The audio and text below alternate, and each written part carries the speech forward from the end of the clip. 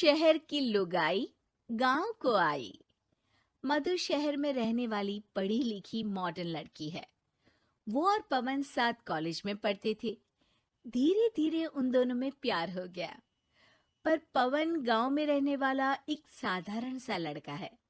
मधु के पिता हमेशा उसे ये बात कहकर ताना देते हैं। तुम वहां गांव में कैसे एडजस्ट करोगी? शादी करके तुम गांव तो चली जाओगी, पर अपनी सारी मॉडर्न सोच और चीजें यहाँ शहर में ही रख कर जाना। ये सुनकर मधु को बहुत गुस्सा आता है। तो क्या हुआ अगर वो लोग गांव के हैं? मैं वहां जाकर उस घर को बिल्कुल शहर की तरह बना दूंगी। शाम होते ही मधु पवन को वीडियो कॉल करती है। अच्छा हुआ तुमने वीडियो कॉल कर लिया। हाँ, मैं तुम्हें आज अपनी माँ से मिलाता हूँ। अरे बिट्टू, क्या कर रहा है? ये क्या है? दूर करना इस टुनटुने को। जाने कौन दिख रहा है इसमें तो। अरे माँ, आपकी बहू का वीडियो कॉल है। आप इसमें अपनी बहू से आमने सामने बात कर सकती हैं। नमस्ते माँ जी, कैसी हैं आप? अरे जका, ये बहू ने अपने कानों में क्या लगाया है? जो कैसे झुमके हैं? झुमके नहीं माँ जी, इन्हें ईयरफोन्स कहते हैं। इससे सामने वाले की आवाज और अच्छे से आती है। मैं आपको भी ला कर दूंगी। अरे नहीं नहीं, हमें नहीं ना चाहिए। हमारा कान बिल्कुल ठीक है। हाँ।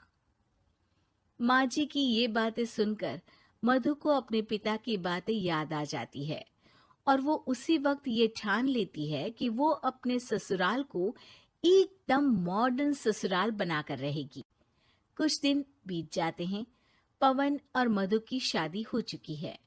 आज मधु का अपने ससुराल में पहला दिन है। माँ जी, मैं आपके लिए एक तोहफा लाई हूँ। अरे इतना बड़ा तोहफा! अरे क्या लाई है रे इस बड़े से बक्से में? मधु बॉक्स खोलती है। ये क्या है? ये वैक्यूम क्लीनर है। मैंने आपको झाड़ू लगाते हुए देखा तो सोचा अब आपका काम आसान हो जाएगा। अरे वाह बहू वाह, तूने मुझे झाड़ू लगाते हुए देखा तो तू मेरा हाथ से झाड़ू लेकर खुद भी तो लगा सकती थी ना। पर नहीं, तूने तुझे मशीन लाकर मेरे हाथ में दे दी कि यह काम हमेशा मैं ही करूं।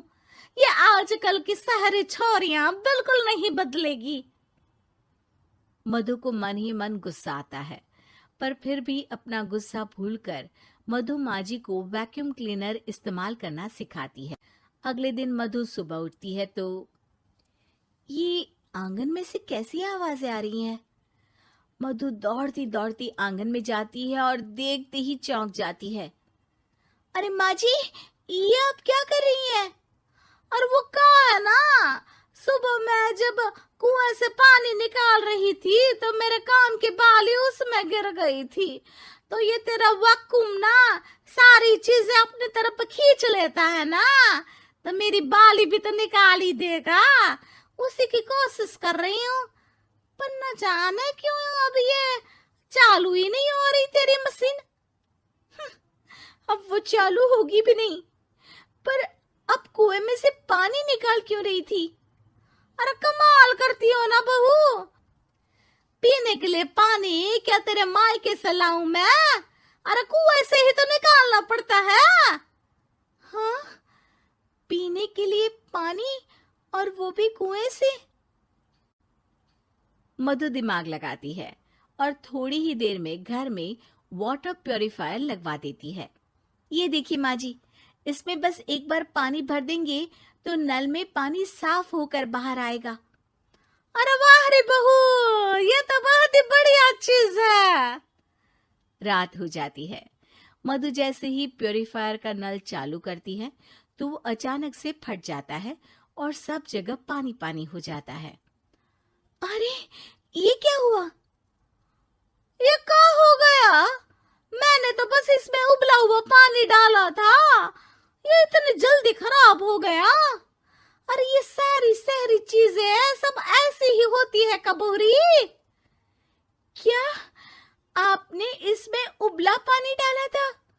हाँ तो फिर पानी तो तभी साफ होगा ना जब उसे उबालेंगे।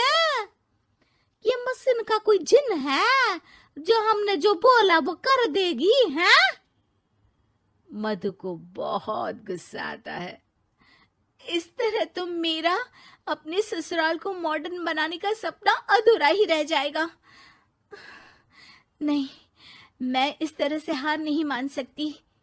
थोड़े ही दिन में मधु पूरे किचन को मॉड्यूलर किचन में बदल देती है। अरे वाह बहुआ, इतनी सारी अलमारियां! माँ जी मॉड्यूलर किचन देखकर बहुत उत्सुक हो जाती है।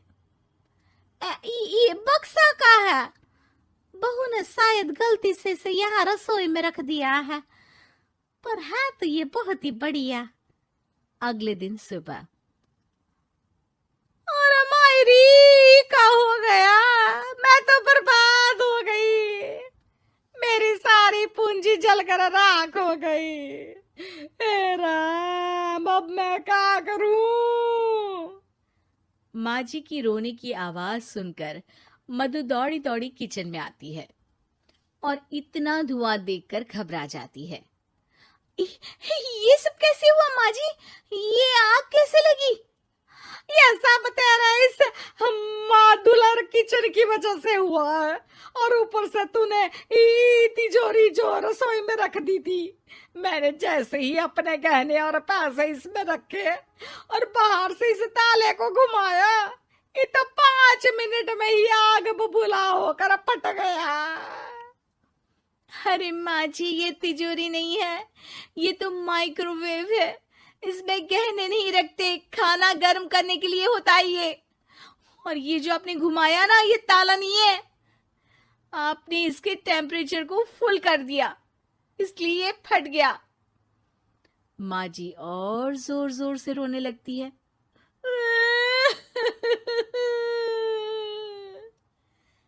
मधु सर पीट लेती है और कसम खाती है कि अब ससुराल को मॉडर्न बनाने की कोई कोशिश नहीं करेगी। मुझे माफ कर दीजिए माँ जी, आप जैसी हैं वैसी ही ठीक है। मधु को अपने पिता की कही बात याद आ जाती है और मधु वापस घर और किचन को पहले जैसा